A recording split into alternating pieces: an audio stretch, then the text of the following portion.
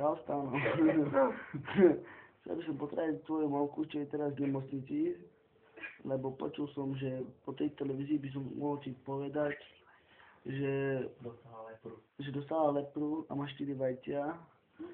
A chcel by som jej odkázať, že by v nemocnici bola šťastná, zdravá a že by teda nezíkala s upetovačkami. Po druhé, Stano, pač vidíš, že otec si poobrní. Čo mu jej kúpiť také antibiotika? Vidíš, no pač na tebe stanú vlasy, keby si nošila aspoň čelenku. Pomohlo by ti to na srdce. Mamka ti je chorá, vidíš, že už skoro nie je vyšší. Otec si je ešte furt skurvetý kokot. Má hlavu jak žaluč. Tu má 1,50 m. Áno. Áno, a teraz si ukážeme Tegia. Áno. Som má 1,50 m a je bakový chrbát. Ideš. A teraz ukáž môjho brata. Ukáž lopasa. Nie, No. tvoj môj brat.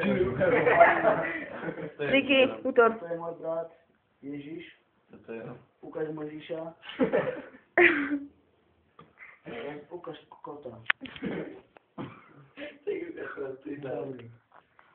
Počul som, že keď si jebal Stanovú mamku, No.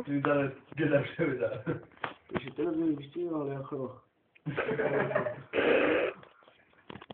A chcem ti povedať, Stanko, že nepad za mamkou, aj to budem mať za zdojku na piči. Ale minulo som ti zase trepol na kovalíne kokot. A otec si mal takú skôr to vyššiu chudiatku na jelení kokot. A minule tam idem na poľovačku, tu mám oči tam kúri s rochama. To nejde sa. Pomnú, keď ja máte chujší citky malé smerovky. Polož mi na bicykel. Pilašik. No a stále, keď chceš, že by mamka všetci vylečila, daj jej Goj, fajné šiky týždňové. Kompačom polané. To ciganie do vašich choda šikať. A ja chcem ti tam povedať, že keď nebudeš mať chleba, tak ja ti tam vycikať.